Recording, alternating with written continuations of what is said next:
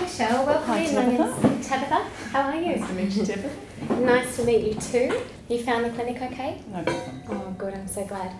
Well, welcome in. I just wanted to start by asking you if you've seen a naturopath before. Yes. You have? Oh, Yes. good. Yes. So maybe I don't need to share with you an overview then, but would you like me to briefly talk you through what naturopathic medicine is all about and also how we'll spend our time? That would be good because every time you see someone it can be a little bit different. So yes. Different priorities and exactly understand. So essentially I'm interested in you as a whole person, and a big or large premise of naturopathic medicine is that we're all very unique and we have a very unique interaction with our diet, what we eat, with our environment around us, which we're intimately connected to. Mm-hmm. And besides taking some really thorough background on your presenting symptoms, which I haven't yet had a look at, Okay. I will in just a moment, Yep.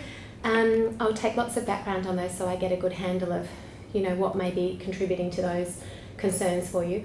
But as well as asking around that, I'll also spend a good amount of time doing medical history, Mm-hmm. also looking at a little bit of family medical history, Mm-hmm. and certainly also doing a systems review. So even though some of these body systems might not be relevant to your complaints, Okay. I would like to ask you some things about, for example, your digestive system Mm-hmm. and your sleep quality, Yeah. how well your immune function is working for you. Mm-hmm. Because the way I see it is it's my role to sort of put the pieces of your puzzle together Okay. and manage you as holistically as possible, and that also includes how you're feeling within yourself, your mind, your emotions, your spiritual health, all those sorts of Okay. things. So it's quite Cool. all encompassing. Does it sound okay? That sounds Yeah. fun. Altogether will be about an hour as Okay. well. So I'm glad that you have seen a naturopath before, and I thought it might be useful to find out if it was around these same presenting concerns. It was around the heart thing, Yeah, but I sure. haven't actually seen it because the whole, perimenopause thing is new. Sure, It's only been yeah. the last maybe 3 or 4 months, Yeah, and so I sure. haven't actually seen anyone about that yet. Yes, no problem. Well, you're in good hands to help you manage some perimenopausal symptoms, last 3 to 4 months only. So I will delve in quite thoroughly to reproductive history in just a moment. But we might start with your angina, because you've mentioned here some angina and some heart concerns. Yeah. Tell me about the timeline of that and when you saw this last clinician.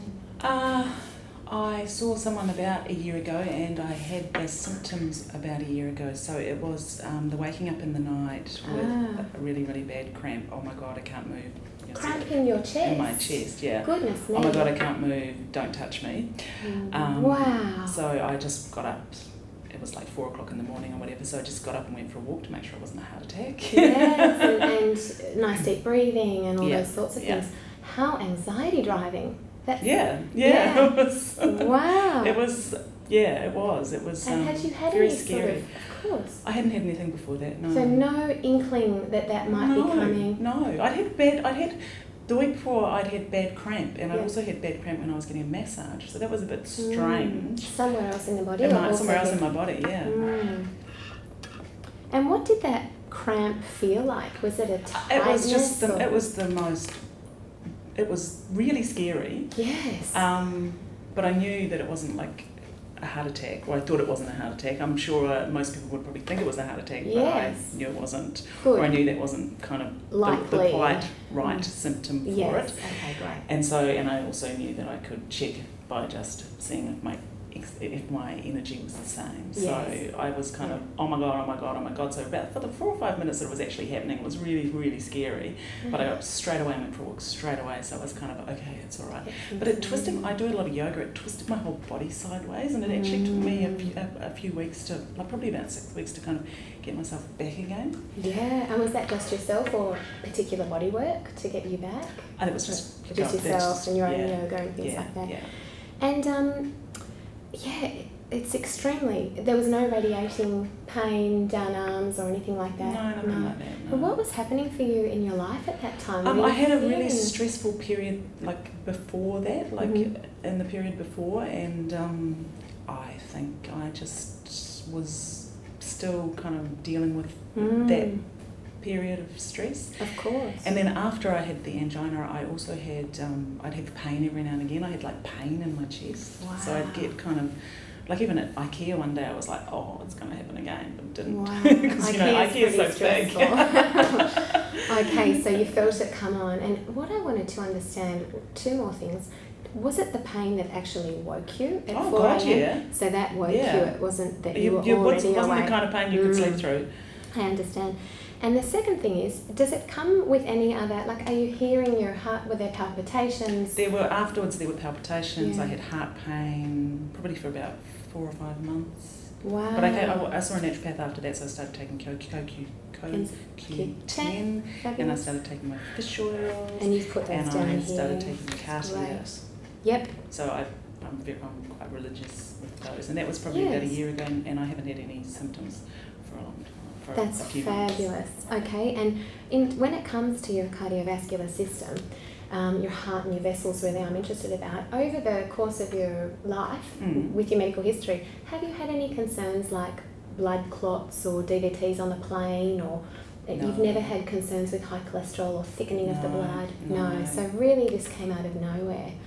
Probably from the stress. I mean, I can only think that it came from the stress, And also, we'll go through your medical history shortly with some detail, but over the course of your life, have you suffered panic or anxiety at all? I've got stress, but I've never had a panic attack, and good. I mean, I wouldn't say that I was particularly an anxious person, but I do get stressed. Yes. I'm not sure who doesn't these days. But yes, it can manifest in all sorts of different ways, can't it? But okay, that's extremely interesting. And besides seeing the naturopath, because these prescriptions look really indicated, so we've got some blood thinning, we've got some heart muscle antioxidant specific coenzyme Q10, and some potentially blood thinning and anti-inflammatory fish oils. I'll ask you about doses shortly. I just wanted to ask, did you have any conventional investigations? Did you have some blood tests or an ECG? I had a blood test to test my cholesterol. And not a lot else? No? I'm not a really big fan of the medical profession. I had a bit of a upset when I was about 20. So. Okay, so you've got I've never really connected. But I did go to Chinese doctor. Okay. And I got some medicine for the heart, and I also got some acupuncture. Yeah. So the herbal medicine from the Chinese doctor? Yeah. Yeah, fabulous.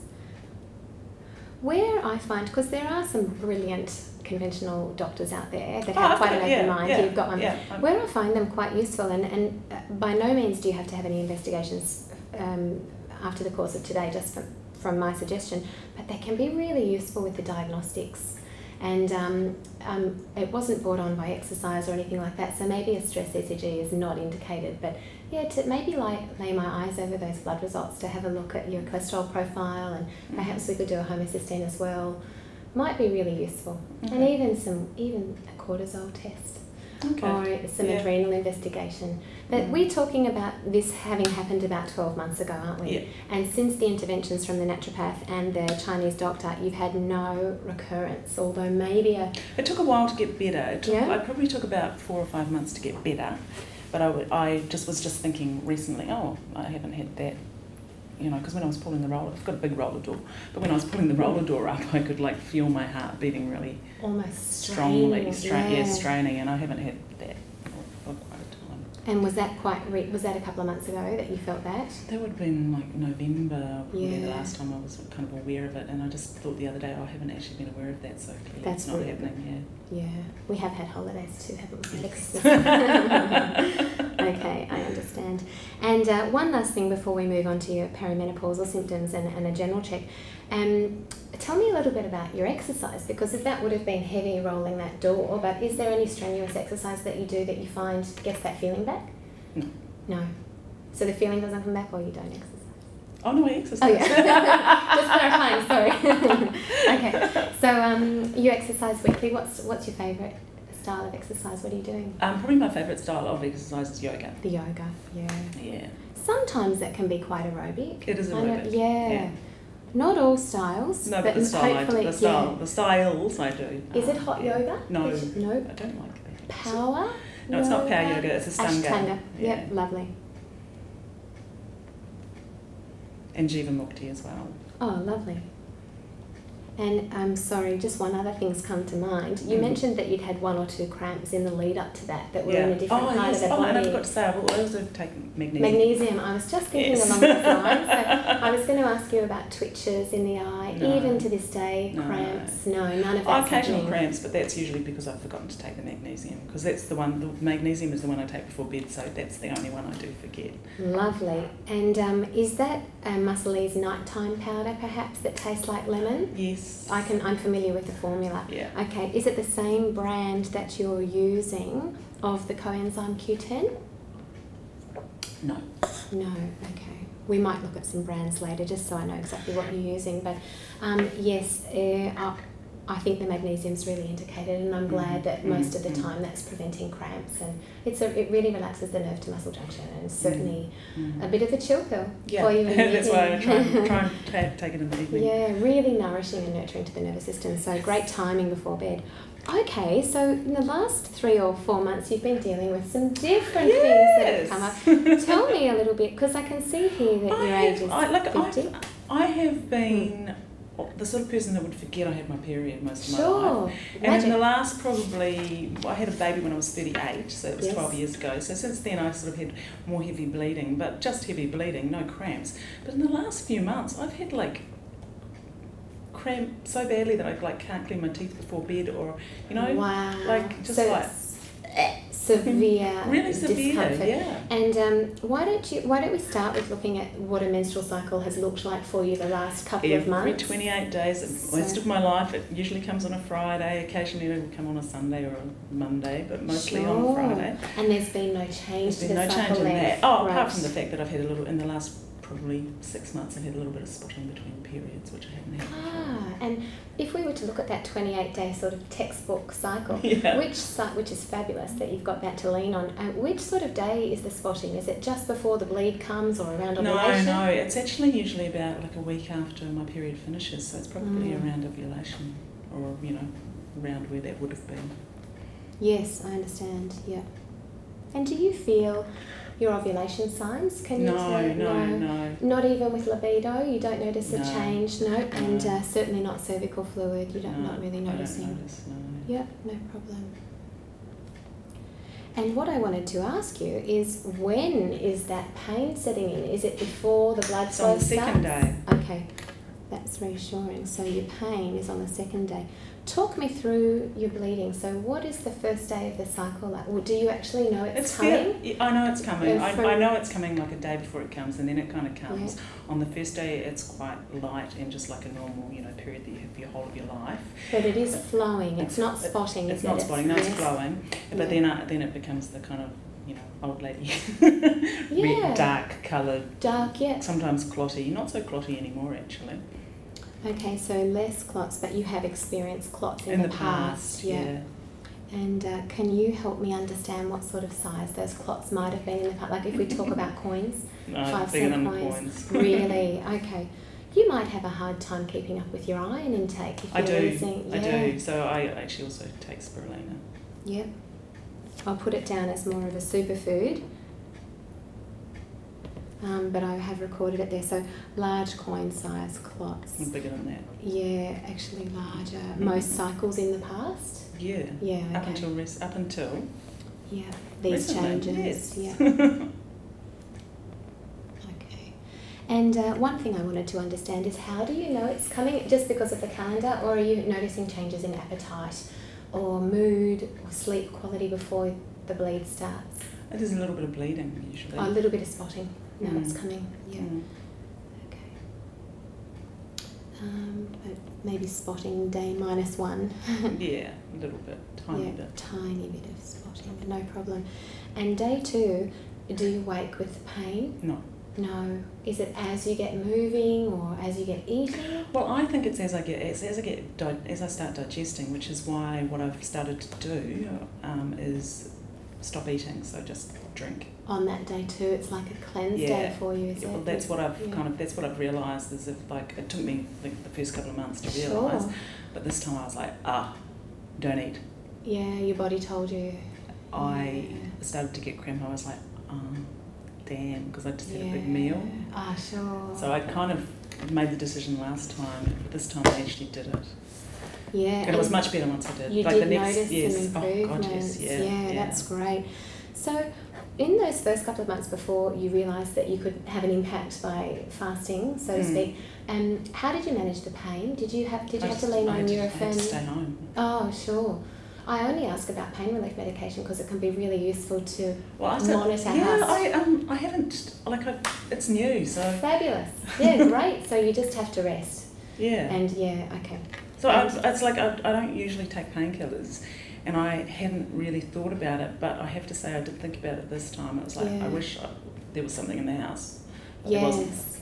See, it's a good barometer really, which is why I ask around it. So that's how much you were pushed to want to, okay. And could you help me with a pain scale? If I said 10 was excruciating, you're in an ambulance on the way to hospital. Can't clean my teeth. That's really quite right up there, okay. Yeah. And over that day too, does it happen in waves or is it? Yes, it does happen in waves, and I know that it happens in waves because it wakes me up in the night. Oh, wow. When does it start to subside? It's only like that for about 24 hours. Yeah, 24 hours, so maybe by day 3 you can wake and function a lot better. Yeah. And have you found anything else to alleviate the pain? You're already on fish oils, okay, wheat bag, resting, eating far less. Yeah. Nothing else comes to mind, no. So some heat in the wheat bag. Yeah. Okay, and in terms of making things worse, certainly a large meal might upset you. Would exercise make you? Basically, you can't move. I can't move. No. When I can, I go for a walk around the little park. Yeah, fabulous.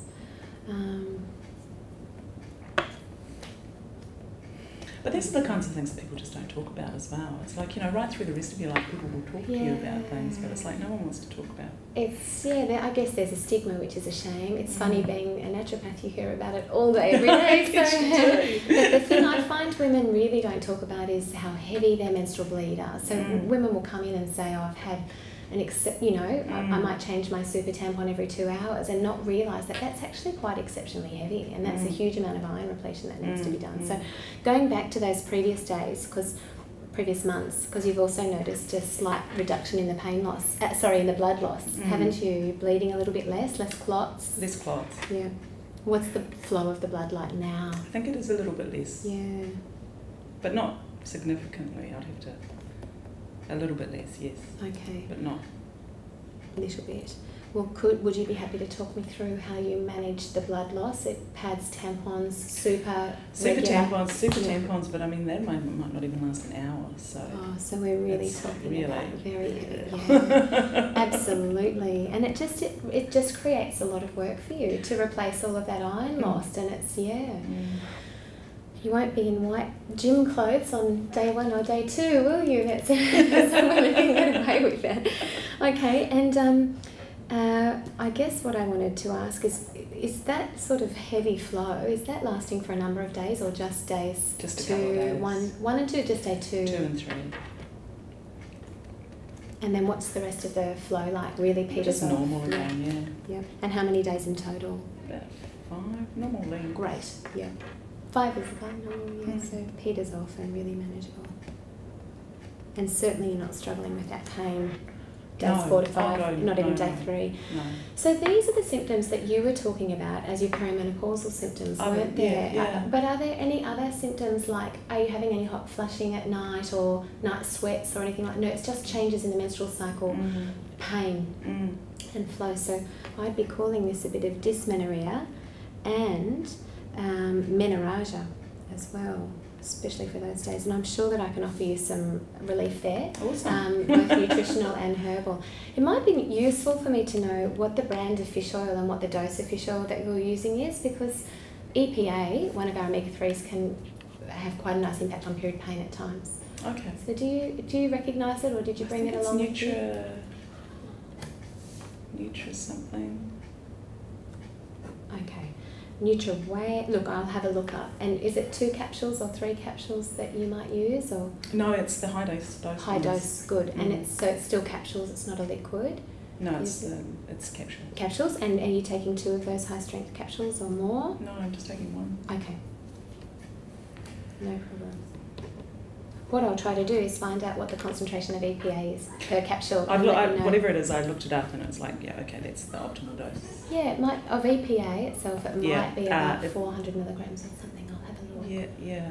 I actually feel really confident that it would be the optimal dose for your cardiovascular health. Oh, but right, in terms okay. of using it as a pain relief, yes. we might be able to play around with the dose to Okay. give you some relief. Okay, well that's really, really useful. While I'm on your reproductive system, only because I'm very responsible, I might ask you, are you up to date with your pap smears and all those No. sorts of things? No.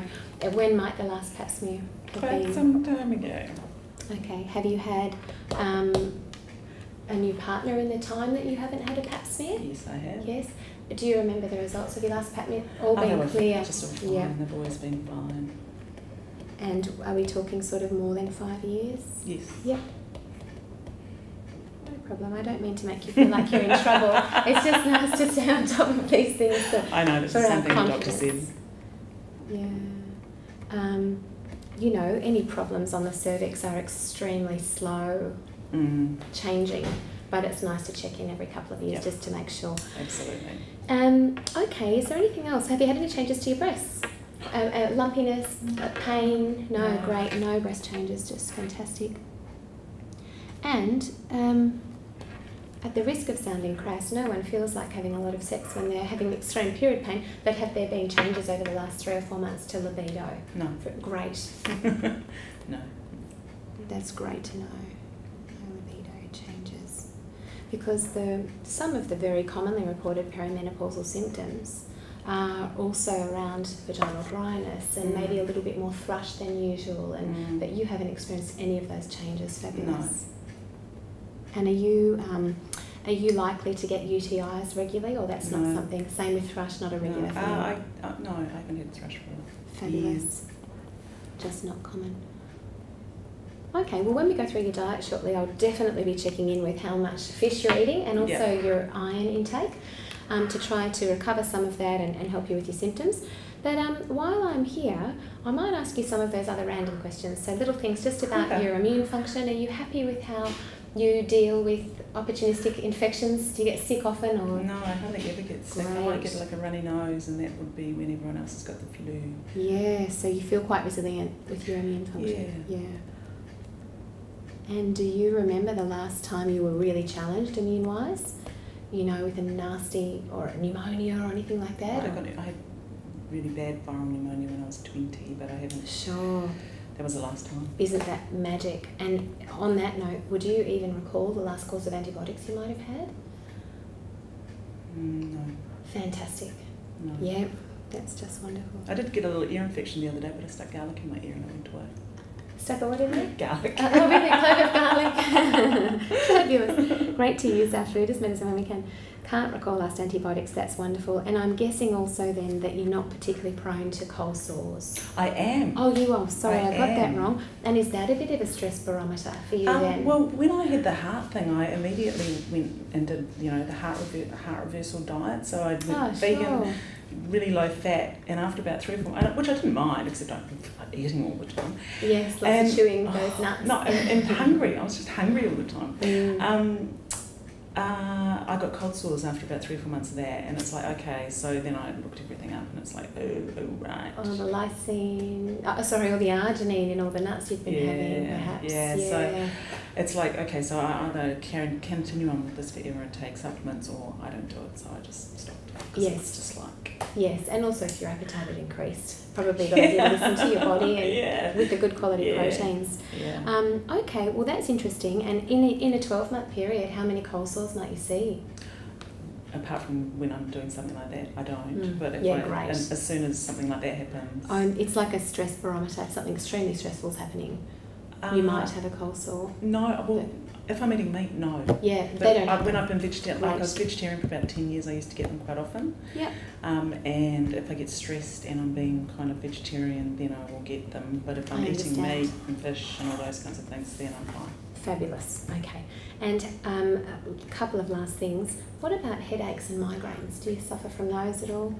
No. And what about, we didn't talk about asthma. Asthma, eczema, hay fever, none of those things. No atopy, great. Thank you for that.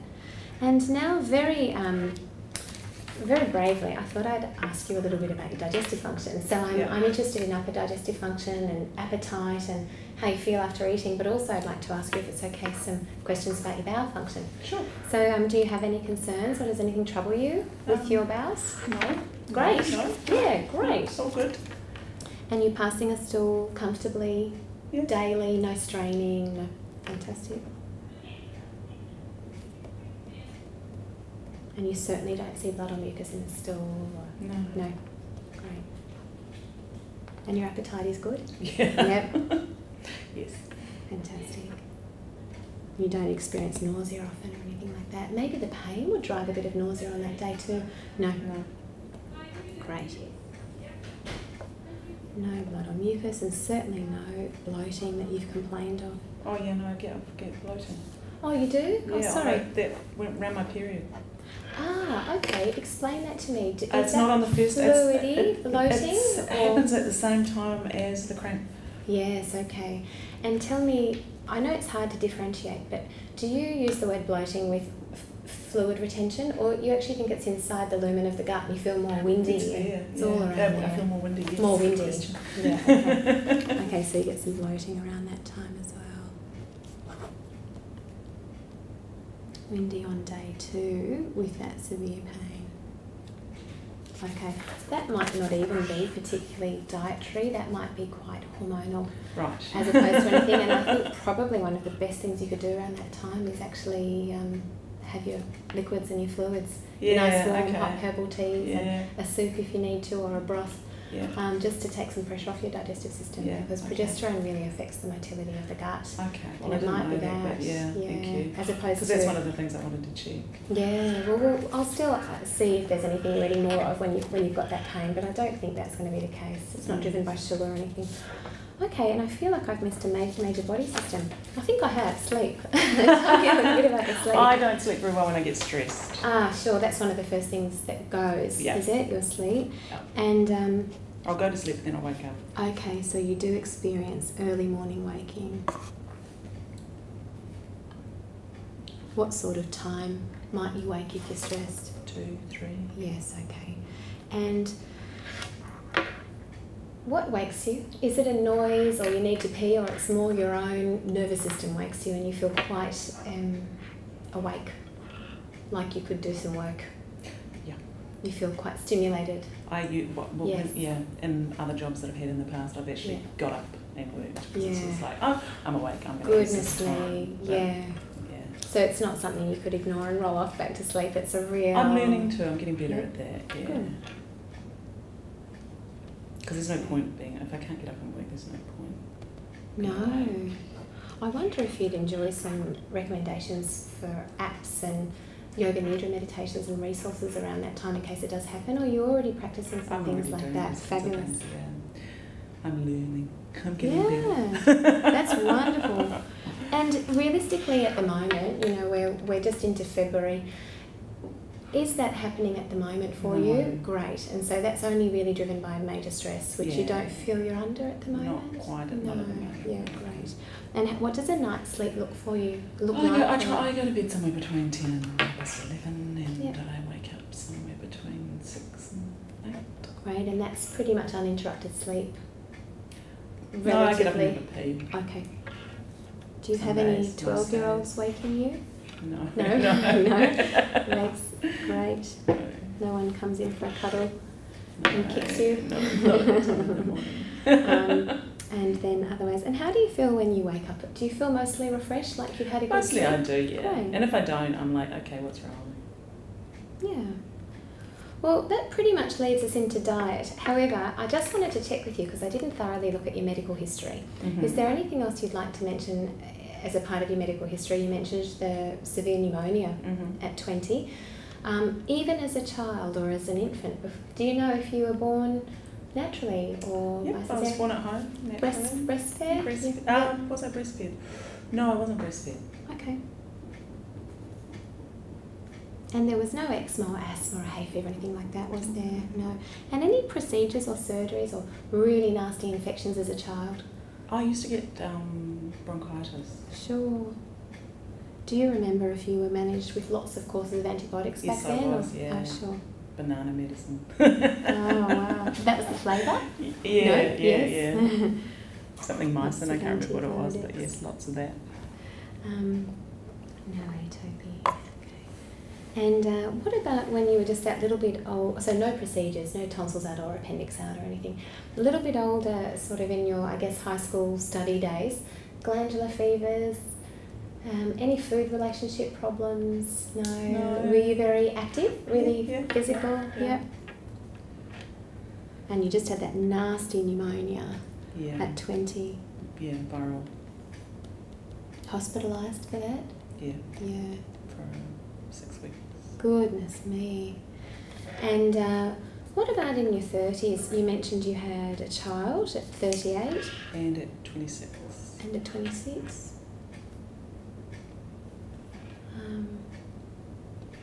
Anything you'd like to mention around your health or no? Not really, it's No. just always been pretty... Yeah, that's fantastic.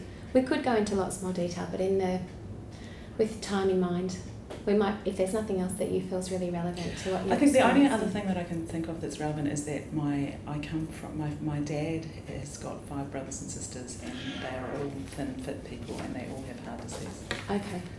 And he had a bypass, and they've all had surgery. Yes, okay. And lots of cardiovascular. Any stroke on Dad's side of He the died of a family? stroke. Oh, your father died of a stroke. I'm sorry. Was he on a blood thinning medication or anything like that? Yeah. Was he managed for blood pressure, would you recall? Yes. Yep.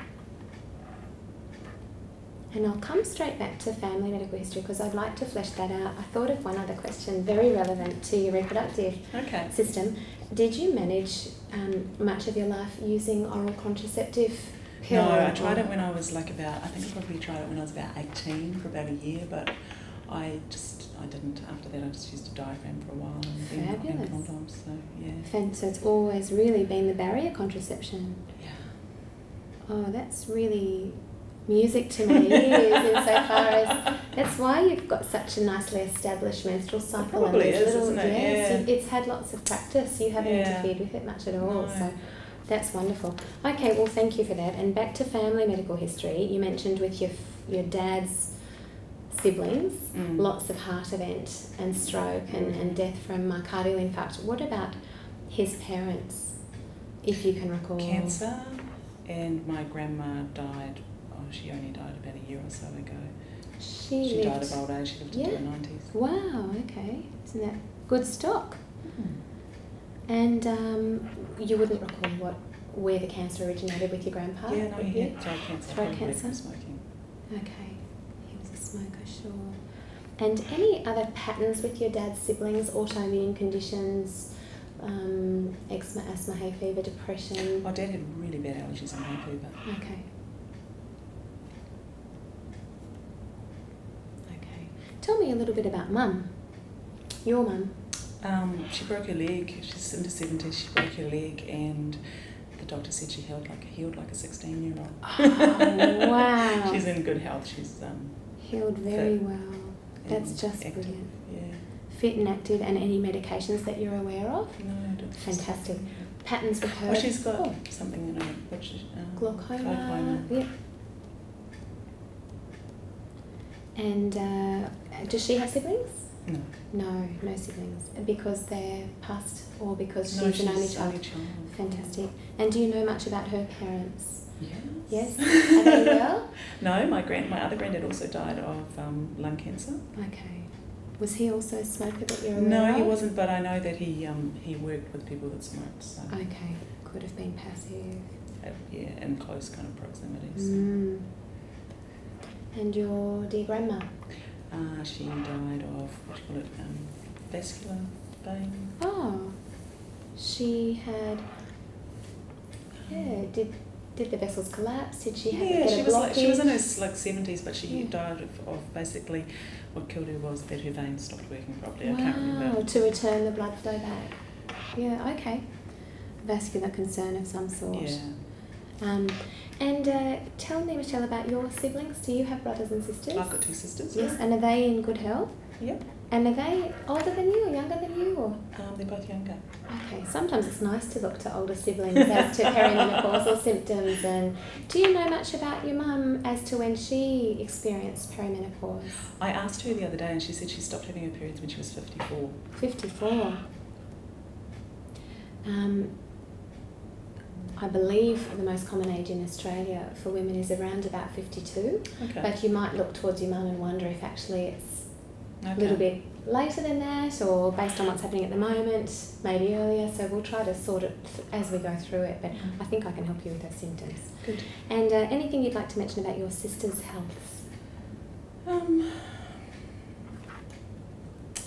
My youngest sister is pretty much the same as me, but my sister in the middle, I think she's had kind of gynae problems. She's had and her and mum actually have both had big, what do you call it, cysts? Ovarian cysts or fibroids? Fibroids. Both had fibroids. Yeah. On that note, I've got an extremely intimate question to ask you. I wanted to ask if you experience any pain on sex. Sometimes fantastic. No, I don't. And at any stage, have you had an ultrasound of the uterus, even a couple of years ago, to see if there's any fibroids there? No, I've only had ultrasounds for your pregnancies. Yeah, yeah, no problem. Just say no pain on sex, which is great. Sister query fibroids. Okay. Well, now I really am ready to go through your diet, and I might offer you some constructive feedback as we're going through with my pleasure, with your objectives in mind. And just before we do, is there anything in your diet you omit, you restrict? You don't eat eggs, or you don't like dairy? No. You like fish as well? Fantastic. So a nice varied diet. And what about sweet drinks, cordial, soft drinks? No. Great. No, I don't like them. Great. History of smoking? No. Fantastic. And are you a big coffee lover? Yes, I have my mid-morning coffee every day. You are speaking to a coffee lover. Is that a large size or a small? It's a medium. Medium. Medium, but I have an extra shot. Extra shot. And I either have a skim flat white, or a long black with a bit of milk. Okay, all long black, and that's sugar, no sugar added or anything. And that's mid-morning, so it's certainly not before you've eaten for the day or anything like that. It's okay, no problem. Okay, so mid-morning is before breakfast, perhaps, or maybe it is. That's actually. okay. I'm just not particularly hungry in the morning, Yeah. so, and I don't really like breakfast food either. So nothing it's appeals sort to of you. sweet and yucky, and it's like me. So I'll make myself a smoothie, but I don't usually drink it. Yeah. Unless that's I don't manage pain. to. Yeah. But you do wake. I mean, I drink it, but I don't drink it before my coffee. Oh, till a bit later. I understand. Actually, I've been having it for lunch. Yeah. Okay. And God, I left it in the freezer. Oh gosh, I might need a spoon to dig into it by the time we finish. And you are waking refreshed, aren't you? It's not that you wake nauseous and off your food. It's just that you're not appealed. No, I try and go for a walk. Like I wake up quite early, so I either try and do yoga or go for a walk in the morning. Great. And the reason if I don't, it's because I've been out. Yes, the night before. Need an extra. More important to get an extra hour of sleep to catch up. And we'll come back to that. I just wanted to ask you, besides that coffee that you have mid-morning, how does alcohol feature in the week? I have a glass or two when I get home. Oh, great. I have a glass when I get home. I have a glass with dinner. Yep. One glass when you get home.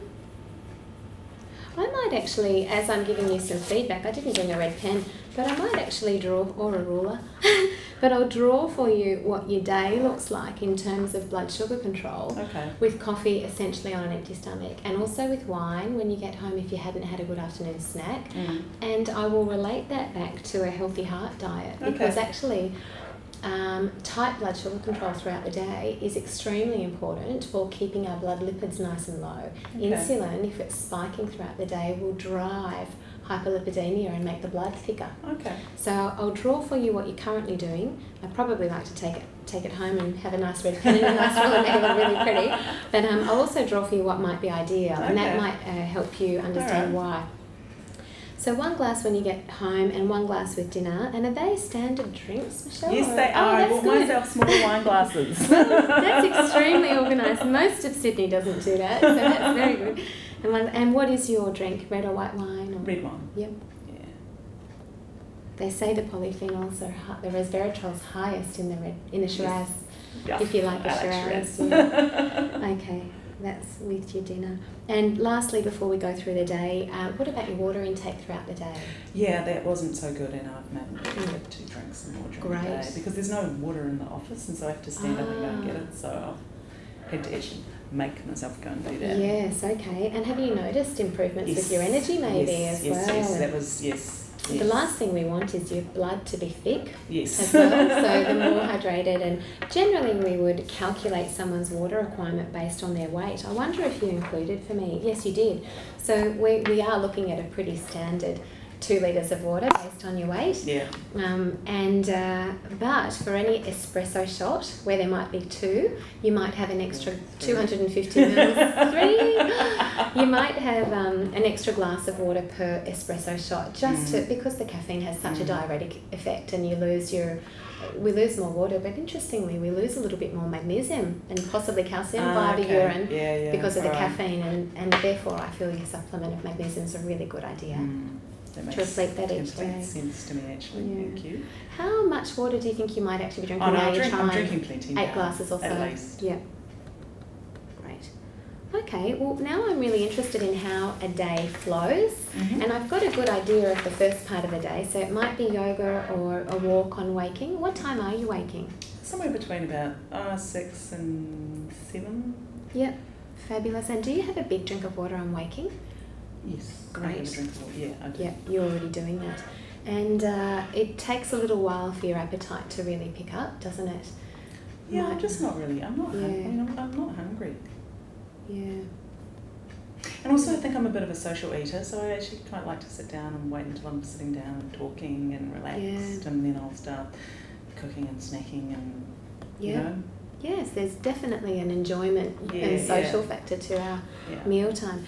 So that large coffee, what time would that be coming in? About usually either 9:30 or 11. So you know, not around the coffee, and then that's just because it's busy. Go and get a coffee. Yes. At around 10. Yes. I see. You dodge the crowds. Yeah. Very clever. Okay, and if you say you are making yourself a smoothie, help me understand what the ingredients are. Okay. So I don't really like I don't really like things too sweet, and I don't like kind of milky and gluggy. Yeah. So it's usually kiwi, cucumber, mint, ginger, and it'll either be like lime or grapefruit or something like that. And then it's got psyllium and either chia or LSA in it. Wow. And that's about a litre, 750 mils or a litre. And how much chia might you be putting in? 1 tablespoon. That's and less than a tablespoon of psyllium. Psyllium, that's the one. But it doesn't ever seem like people said that it will make you kind of, go to the windy or it's certainly fibrous. But it doesn't. Yeah. The chia seeds are actually even more generous in fibre.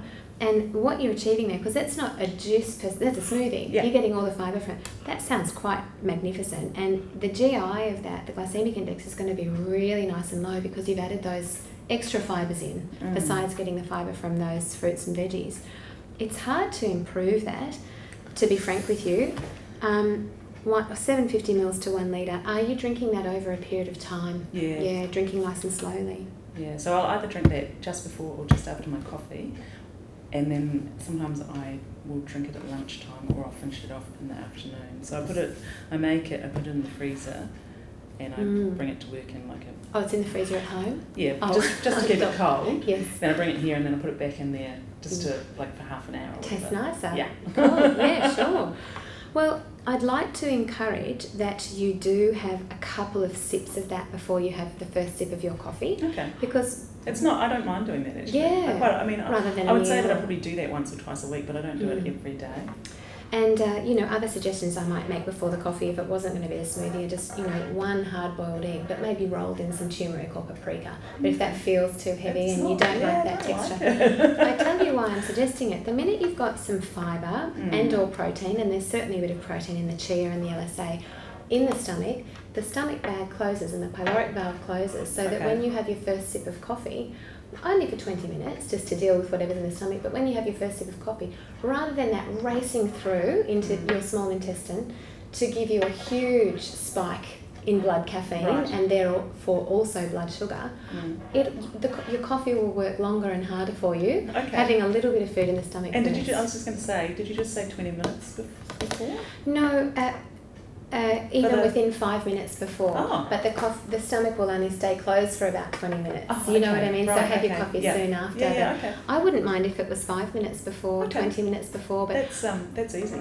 This is on a blood sugar chart. If we called this your mid-morning, what's your large coffee, if I say Michelle's blood sugar levels?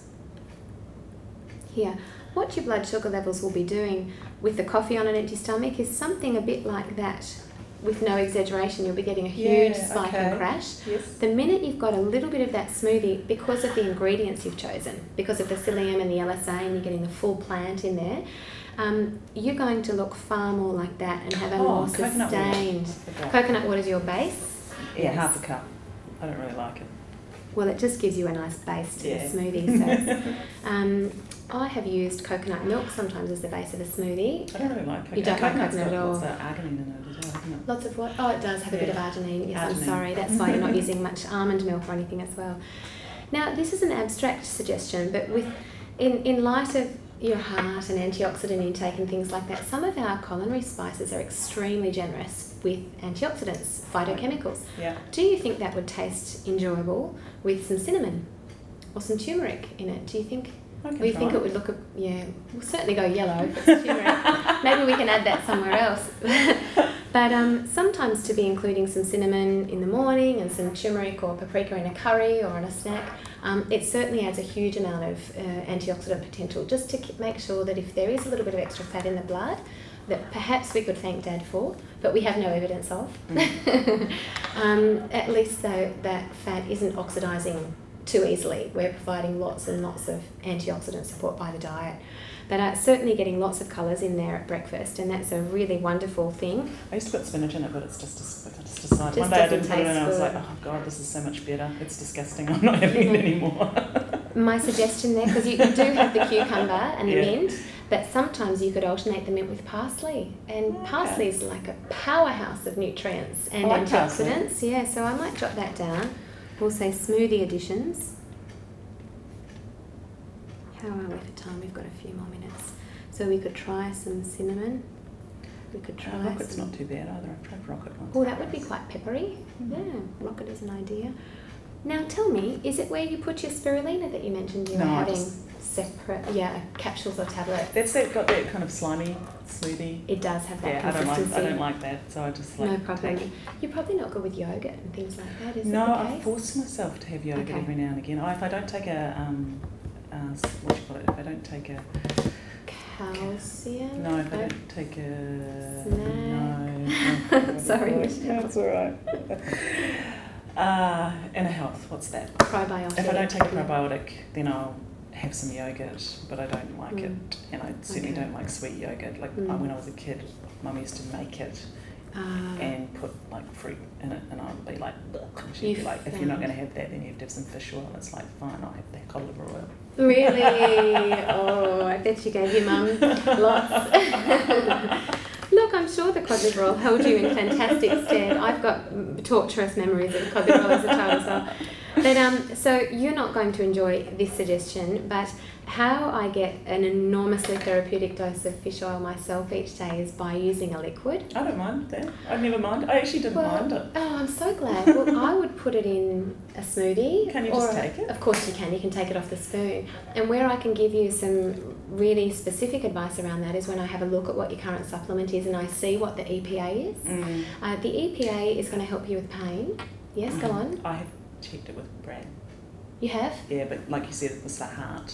Yes. Dose. Oh no, I'm thinking about pain relief really. So even if there was a small bottle of liquid, you're clever Brad.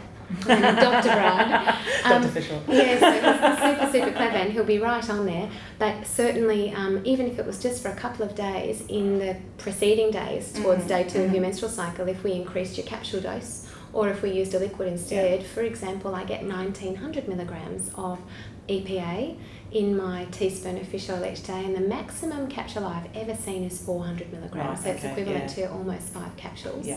If we were using it just for pain on those days. It's just an idea, and it would hide nicely in the smoothie, as would a bit of parsley and cinnamon, which I've written down here. Now, how long does that keep you full for? I can actually, on some days, if I'm busy, that's sometimes all I eat. That's quite brilliant, and it's really got some beautiful inclusions. But it's otherwise, not very high. It's not very high in calories. In protein, and it's not very high in calcium to protect your skeleton. Yeah, so I quite often have a salad at lunchtime. Yeah, great. And what might you put in your salad? Cabbage. Yes. All sorts of salad vegetables. Is there a protein? I try and do beetroot. Oh, lovely. Is there a protein? A little bit of chicken breast or some fish, or I can put fish in it sometimes. I don't well, like tuna, but that's fine. I don't salmon's either. alright. Well, there's something at the back of my mind which has nothing to do with your presenting concerns, but certainly as we're approaching the perimenopausal changes, something we have to work far harder on as women is preserving our bone density. Now, you haven't mentioned any osteoporosis, and it sounds like mum's bones are that of a racehorse, so hopefully yours are too. But a very easy way to really, as a cheat for calcium, is to include a small can of wild Atlantic salmon. Yes. With a skeleton. Which is not bad, actually. You don't mind it? I've tried it. That's something that I was suggested last time I saw a naturopath. Oh, brilliant. And yes. So even those small 95-gram cans of salmon. I've had trouble finding, and I can't remember what the brand she said was. Oh, there are 2 wild Alaskan brands that I'm aware of. One of them is Paramount, I'll write it down, and one of them, John West now does a wild Alaskan line caught. It is $7 a tin. But certainly, if we need about 1,000 milligrams of calcium a day, one of those little tins is about 400 milligrams. And really generous. And what's it? Sardines don't have. Sardines do have skeleton. I love sardines. You almost prefer them? I love them. Fabulous. Well, sardines, the 105-gram can of sardines with the bones is the same, about 410 milligrams of calcium. Okay, I'm happy to eat sardines. Great. Is everyone in the office happy for you to eat sardines? You're there, it's maybe for dinner, or every second day.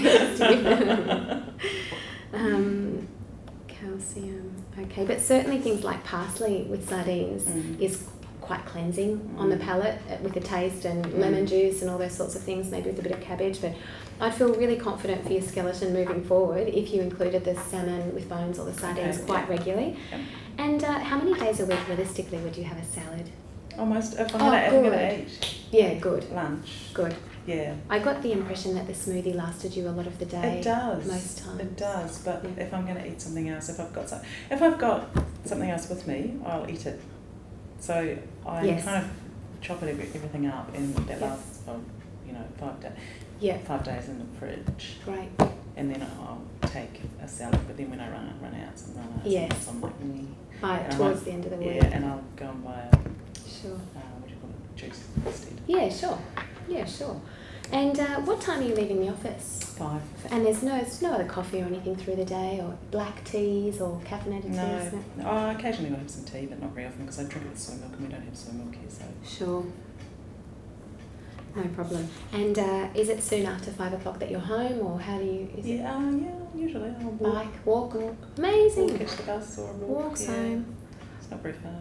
And realistically, what time was the salad? If you're going to have a salad? I have it at lunch upstairs. I don't know what time. 12. 1. Oh yeah, great. 1. So by the time you get home and maybe have a glass of wine, it has been a few hours since you've eaten, would you say? Yeah. I wonder, you're going really well with your plant food intake. This is already looking like a very I find it really easy to eat really healthily during the day, but when I get home again and I'm social and I start drinking and talking and cooking and stuff, it's like that's when it's like bleh.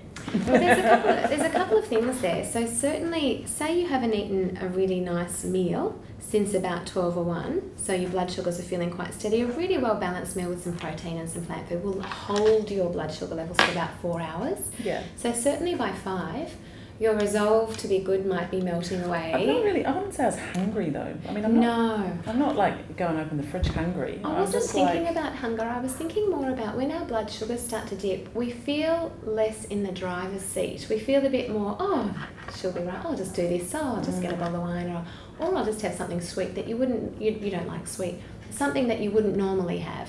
It's like our resolve melts a little. I used to go home and I used to eat cheese and crackers. But after that happened, I didn't immediately stop. I gradually stopped. Well, shall I give you some sort of getting home snack ideas that might be useful? Apart from tomatoes, yes. No problem. So you don't enjoy tomatoes? No, I do. I eat them. I quite often eat them. Oh, you enjoy them, so that wouldn't be a good idea. You already have them. I've already got them. Yeah. Are you afraid of cheese? Because again, no, I'm not afraid of cheese. I just thought I shouldn't be eating the crackers and cheese. You're exactly right. Because I was going to make a suggestion which I find really yummy. It certainly goes well with a glass of wine. It's my little trick before I have a glass of wine, again to anchor my blood sugar levels so the wine doesn't give me a spike. I have a small chunk about the size of a matchbox of a piece of Parmesan. And I would have that with some carrot sticks or some blanched asparagus or a bit of rocket or some tomatoes. Use those tomatoes. So that would be a really nice little thing to have. I love that suggestion. I've got a big hunk of Parmesan in the fridge. Yep, so you're looking at about 30 or 40 grams. If it was 40 grams, which is a decent sized matchbox, that's another 410 milligrams of calcium to protect your skeleton. I am more than happy. I love this suggestion. Good. I'm so glad. Sardines and Parmesan cheese, I'm very happy. Yeah, good. So 30 to 40 grams of Parmesan as a late arvo snack, literally to anchor your blood sugar level control. And it's also important to me that you're going home really well hydrated, so that, as we can do, you don't drink that first glass of wine really fast out of thirst. Yeah. So even a big bottle of water that you commit to drinking 600 mils on the walk home. I usually try and have a cup of tea, like a herbal tea, about 4 o'clock or 4:30. Well, that's a lovely intervention. What sort of teas do you go for with herbal? I just finished some jasmine. I've got some calming tea. Gorgeous. And popcorn tea, green tea. Oh, gorgeous. Have you heard of the Pukka brand? The Pukka. Yeah. The Pukka do a beautiful 3 ginger tea that includes turmeric and galangal. Okay. And it's a very earthy flavour, but it's actually a really delicious tea, and in light of the antioxidants with the turmeric. Yeah, sure. And what did someone else give me last year? Can't remember. 4 p.m. before you leave the office. So hydrating, anti-inflammatory. Okay. And those suggestions were also with calcium in mind. Help me understand what time dinner might be and what sort of things you might be having for dinner. Dinner is about 7:30. Yep. And what sort of things are you having? What did I have? Last night. I have meat usually, a bit of meat, because my partner only eats meat and potatoes. Okay. Time to get a new partner? No, I'm just joking. I'm just joking. Okay, but you have to appeal to his palate as well. Sometimes I do and sometimes I don't. But so it's usually something. I usually do something with potatoes or some bread. Yep. And it's usually something like a piece of steak or some ribs or maybe chicken or fish. Yep. And over a 7-day week, is there fish often at dinner? Yeah, fish at least once a week. Great. And then you mentioned you're happy to have it at lunch sometimes too, if we work you up towards 4 times and a week. he'll eat salmon, he loves salmon, so that's all good. Fabulous. And have you ever tried playing a trick on him? And instead of potato as a mash, maybe doing half cannellini bean mash and half potato mash? No, he wouldn't eat that. But you think he'd detect it? He wouldn't. Yeah. He'd know? He'd know. But he will eat cauliflower. Okay. And millet. Yep. Mash. Lovely. And kumara. And then that's perfect, because what you're really looking for at your dinner, besides a nice even spread of fish, sometimes chicken, sometimes beef, and look, the beef is really relevant to you. at a frequency of about 3 times a week. It's going to keep you full. You'll sleep well 3 or 4 times. But I'm actually thinking about repletion of the iron lost with each menstrual bleed. So not everyone does well on beef regularly, but I think it's very indicated. Oh, that's great, because I love it. Yeah. It's like, even when I was vegetarian, like I was vegetarian probably for about 10 years, but if I was going to eat something, it wouldn't be like fish or chicken, it would be meat, it would be beef. Yes, so that's beef, what it really does appeal to me. Yeah. Yeah. Well, I do have one suggestion that may have a mild impact on the pain that you experience on day 2. So it is the types of fats that we consume that we then use as precursors to our inflammatory eicosanoids. I think it's an inflammatory. I agree with you, and that's why I've mentioned the turmeric a couple of times, and I think I can make you a herbal tonic to help you with the pain that might be of use. But if you were to consider yourself a pescatarian, yes, just for about 5 days leading up to the menstrual bleed, yes, and you, regardless of what you were making for your partner or he was cooking or whatever, for those dinners you had seafood. Okay. 5 nights in a row. Easy. I love your suggestions. Good, practical. Good, I'm glad that they're helping. I'd like things to be practical for you, and I'd like you to feel at the helm of making these changes so you feel empowered, because if I can reduce that pain for you, so it's far more manageable, maybe by increasing your fish oil dose, but also eating as a pescatarian for that week. And I'm also at dinner looking for lots of colour. Yep. So the cauliflower, the kumara, no problem. But even the cauliflower, you could have some turmeric or some paprika on yours. Yeah. If your partner didn't, and then certainly some other colourful veggies. The other thing that I've just tried lately is making soup. So I have a big bowl and he has a small bowl with his. Beautiful. So that's your that's your veggies. Yeah. Magic. That's a magic idea. It's another trick. Another trick. I'm into the tricks. And are you feeling like a sweet something after dinner or not so much? Sometimes I do, which is a bit unusual for me actually. Well, sometimes sweet cravings can creep back in when our iron levels are creeping down. Because I was just going to say, I've just noticed the last few days that it's like... Yeah, so, my initial suggestion would be to have something like a licorice and cinnamon tea after dinner and see if that does the trick. That quells maybe 70% of my sweet cravings. I'll write it in. And actually, the puka does the most magnificent licorice and cinnamon tea. I like licorice tea. Did the doctor take your blood pressure when you had those heart issues? Yes, my blood pressure was fine. My cholesterol was fine. Everything was... Do you think back then, because it would have changed to be honest with you, but back then do you think they would have done an iron studies to get They did, and that's why I went, because I was really fatigued and my iron was really low. So I took an iron supplement for about 3 months and it came back up. Okay, well it does do that and then it comes right back down again. So, all right. I have a suggestion, and it's really not about your symptoms per se, but actually there is something that I'd like to share. There's... According to the literature, when a woman's not achieving her recommended daily intake of iron, and it is quite hard to achieve 18 milligrams of iron a day, for example... It is, isn't it? It is. It's like only 1.5 in the whole... In the whole cup of spinach, you mean? Or, because I think chia and the spirulina, so it's okay. Yes. And I was thinking, that should be all right, but then when I actually looked at it, it's actually only about... It's exactly right. And if we look at a 150 gram steak of beef, it's only 5.5 milligrams of iron, and we're working towards 18 a day. And I'm still not there, so that was me yesterday. Yeah, and the literature shows that once a woman is not achieving her RDI, and it's been happening for a while, her period pain is more severe, and her premenstrual mood, and you haven't complained of that, but can be far worse. Because certainly we're talking about oxygen delivery and clearance of pain mediators from the uterus, and we're also talking about iron as being a cofactor for serotonin production. So even if we just... it makes sense? Yeah. Even if we use the iron just for the next 2 months and follow up with a blood test, I think you'll find maybe there's some improvement with your severe dysmenorrhea. At least we're confident you're replacing the blood you use, losing, but also your sugar cravings might be managed a little bit better. Because it's like, that's unusual for me. Yeah. And I actually went and ate something sweet last night and I was like, that was disgusting. Yeah. Oh, you didn't enjoy it. It doesn't suit your palate. Well, maybe I can write down as well to make some suggestions as seeing a GP in about, maybe by Easter.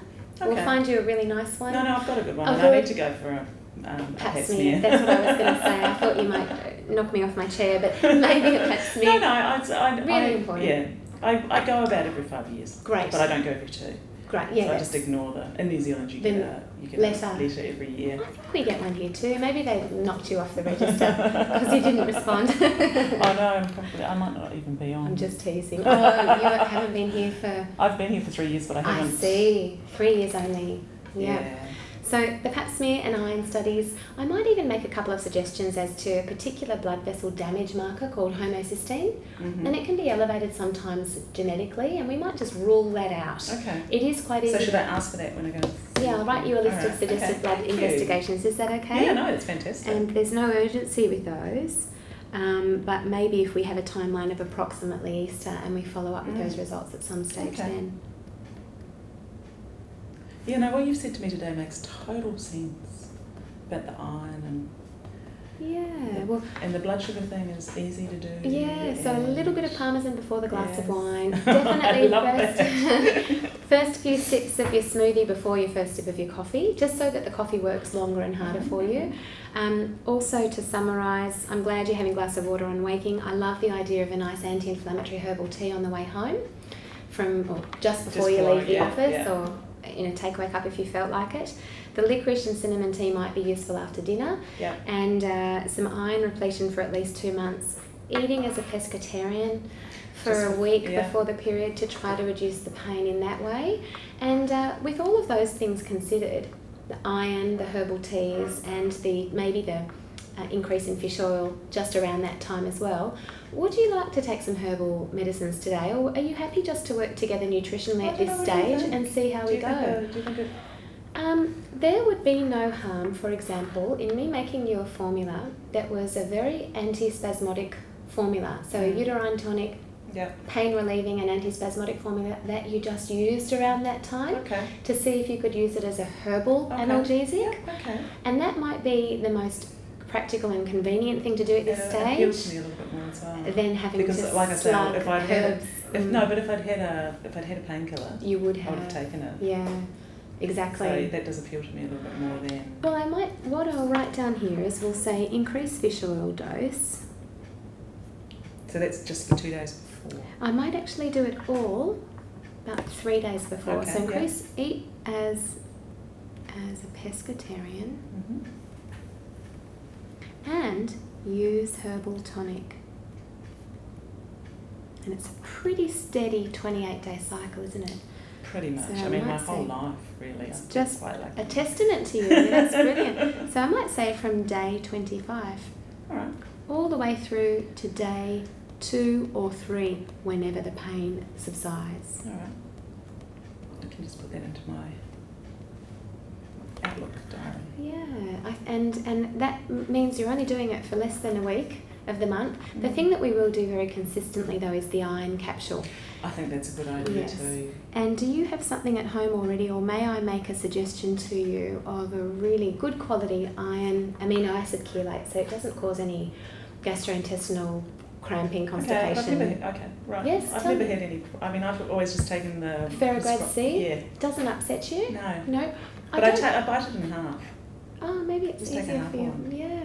I am happy that it doesn't give you any side effects. It's not the most most ideal form. I took 2. He told me to take 2 at first, and it was like. And up here or down in the It was bow? just I can't even remember, but I was just like, oh, okay, that's too much. So I went back to 1, but I bit it in half in the morning and half at night. Well, it was all right. But yes, I'll try something else. I'll give you. I might make a suggestion of something extremely affordable. Okay. And that was one of the reasons. It's like if I'm just going to take something which is just iron, I might as well just take, Yeah. The thing is about the Ferrograd C though, I'm not sure about the bioavailability of the ferrous sulfate, how much of that you actually get into your bloodstream. Take 2. Yeah, so I don't mind you still using the Ferrograd C if that's your preference, but No, maybe I could give you a... It's cheap, really. Yeah. Well, the iron capsule I'm going to suggest is $15 for the month. That's all right. Is that okay? Yeah, that's fine. And it's ideal that you're not having a great deal to eat when you wake up, because it's probably best tolerated on an empty stomach. Oh, okay. It won't give you any nausea. I know he would have said differently to the Ferrograd C. That's because of the form. You need to take that one around food.